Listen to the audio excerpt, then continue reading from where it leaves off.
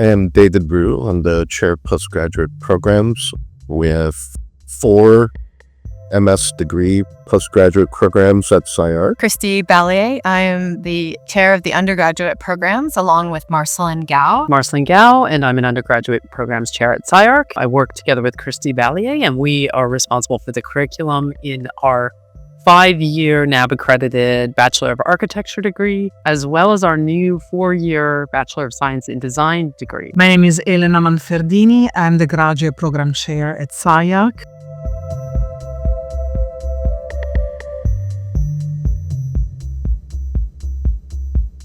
We have fiction and entertainment, architectural technologies, design theory and pedagogy, and synthetic landscapes. These are specialized programs to build specialized knowledge and expertise. The undergraduate programs at SCI-Arc consist of a 5-year Bachelor of Architecture program, so it's a 5-year professional degree. And we also have a Bachelor of Science in Design program. This is a degree for students who would like to pursue studies in virtual filmmaking, the design of immersive data-driven environments, and interactive games and simulation. The curriculum is rooted in fostering innovation in architecture through experimental design, advanced technologies, critical engagement with all the contemporary issues.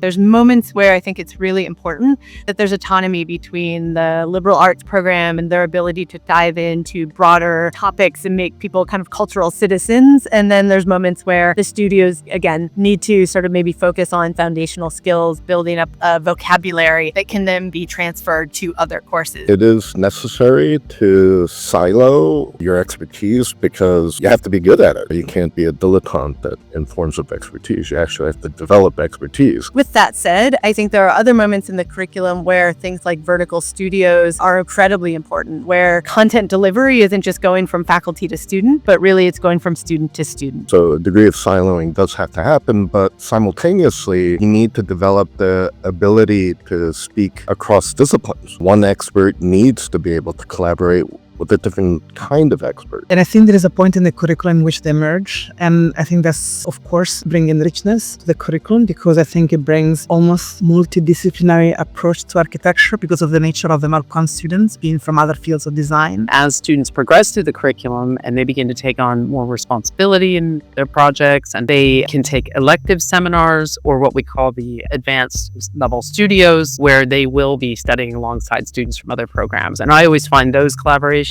extremely rich because then students are bringing their different forms of expertise, the different kind of research they've been doing comes to the table, and there's a really rich dialogue between them. I think maybe the final thing I would say about that is that I think it's not just about the students being able to have flexibility to think about whether they're learning from peers or faculty, but that faculty continue to allow themselves to be uncomfortable. And I think at least what that means in the undergraduate program is that we really encourage and try to design the roster so that faculty are teaching sometimes in foundational courses and then, in more advanced or thesis courses. But I think it's very important for faculty to be able to be part of the education of the students at different level. You will never want to be always teaching first year. You really want to see the growth of the students and have the satisfaction to see them growing to more mature projects.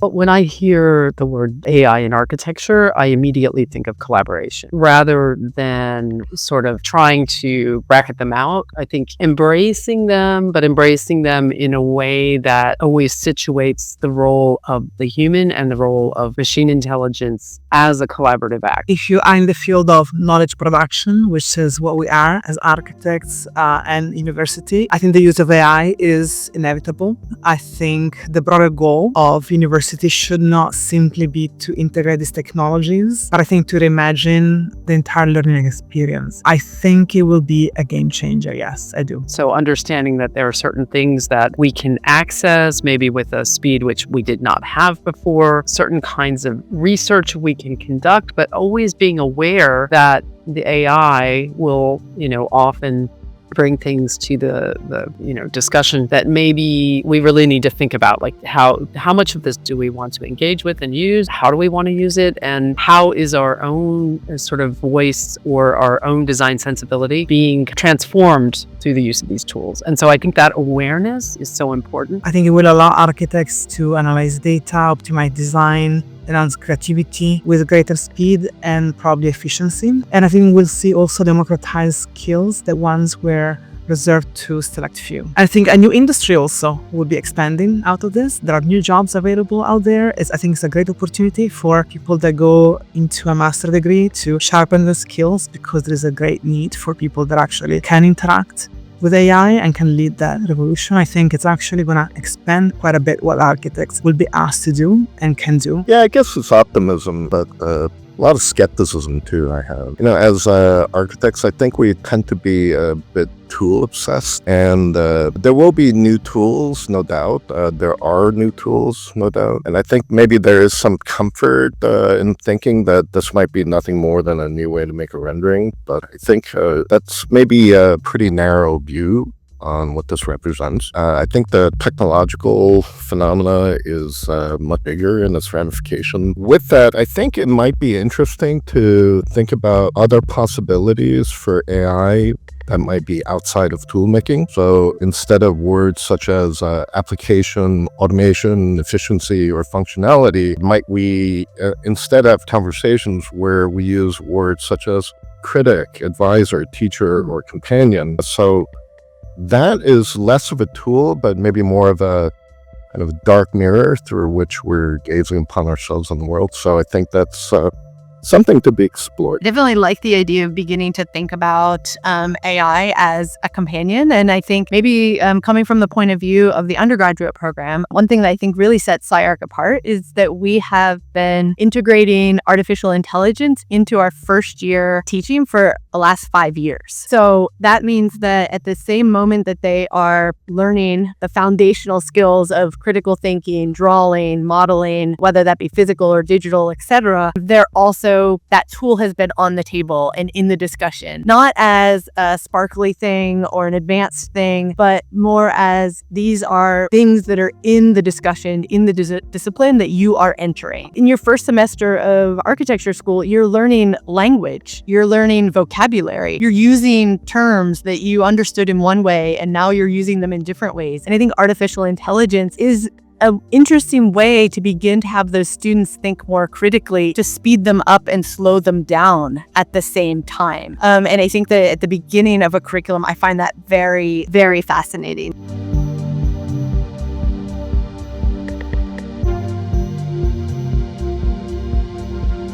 This is a topic that's very front of my thought. I mean, as somebody that's teaching in the synthetic landscapes program, I think about this every day. I take a somewhat more radical position, because my position is our current concepts of mitigation pertaining to words such as sustainability, green aesthetics, or LEED certification are wholly inadequate and are quite misleading and historically deeply problematic in their intentions. So I see our current ecological practices as kind of remnants of a reflexive modernism of the late 20th century, and which I really think comes to a spectacular end during COVID. And I think we're at the end of one historical period and at the beginning of another one. We just don't know what it is yet. And we're lacking in new concepts, new aesthetic regimes, new forms of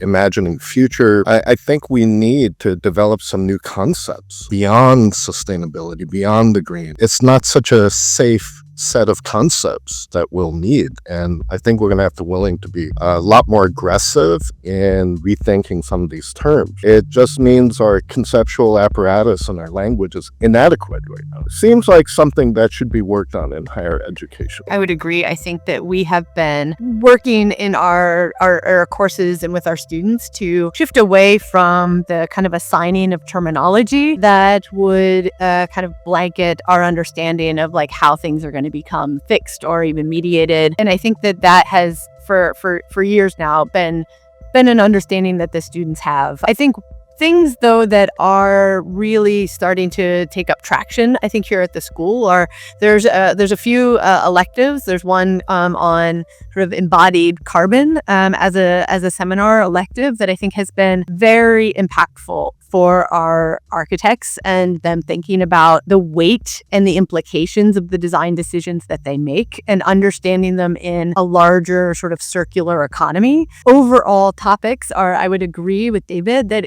we don't have a class on sustainability. We don't have a class on that, right?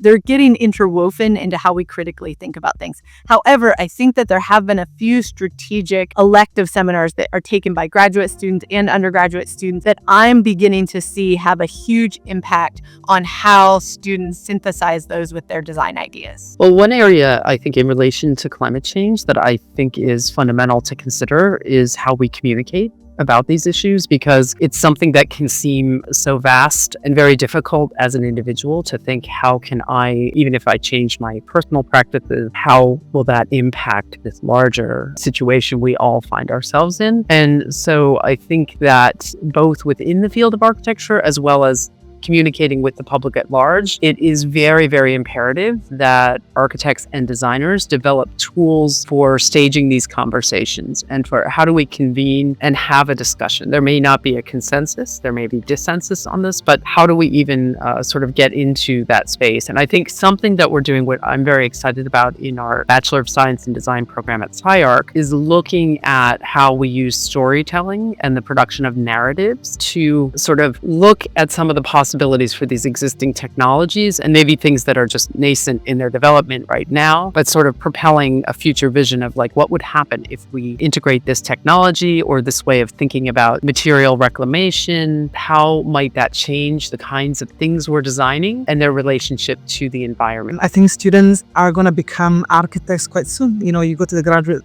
program and in 2 or 3 years, you are actually faced with these issues, and especially in Los Angeles, I think every year we see there is a fire season, wildfires burning down houses, and so we're now offering, for instance, a class that is addressing the impact of climate change in Los Angeles, which I think is an incredible opportunity for the students to really change the tools. We're working in collaboration with other institutes in Los Angeles that already are working on these issues, and the outcomes of these classes will go to the Architectural Venice Biennale in 2025. So I think there is, a strong desire for SCI-Arc to connect to other level of expertise in the city, and then there is also a big appetite to find solutions that are out there and architects to educate themselves.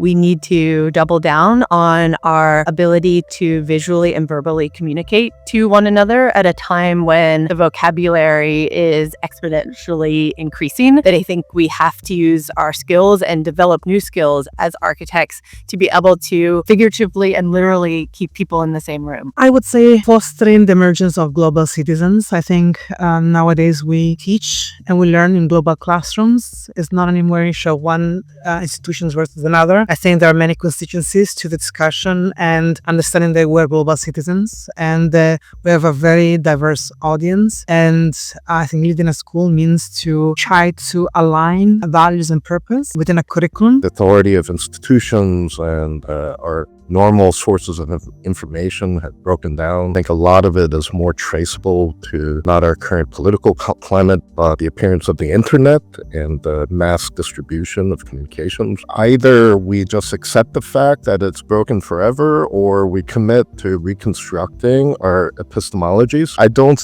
see myself how much longer we can go on thinking that everybody is equally right and equally wrong. It's important to reconstruct epistemology for the 21st century. That is, how do we make knowledge? How do we understand what a fact is? I think that's something we're going to have to develop. How is it that we come to know things?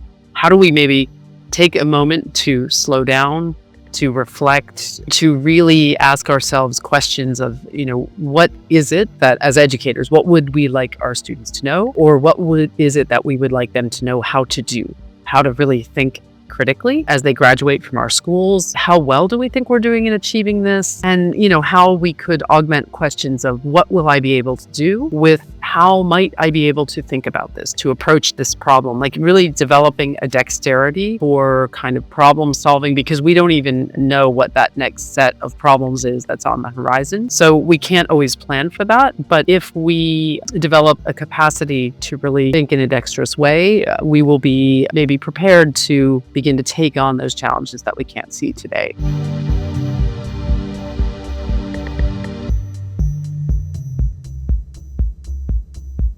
Architects are not just designers, they're generalists and they wear many hats. They're business people, they're entrepreneurs, technologists, inventors, philosophers, researchers, writers, artists, cultural agents, etc. And understanding that is the nature of the profession of architecture and that will change. I would say staying curious, embrace opportunities and flexibility in learning. I think curiosity is so important. That really gets us engaged in our world, and as well as wonder. The sense of wonder, not always knowing how something works or what the factors behind that are, but to actually approach that with a very sort of a sense of optimism. I think this is so important. I would like to ask young people to resist nostalgia, because even if you want to, you're not going to be able to go back. And time only moves in one direction. Swim forward at all times. Definitely swim forward, don't sink, don't tread water. As you are developing your approach to design, I would also take on the proactive stance of designing the career that you want to have within design.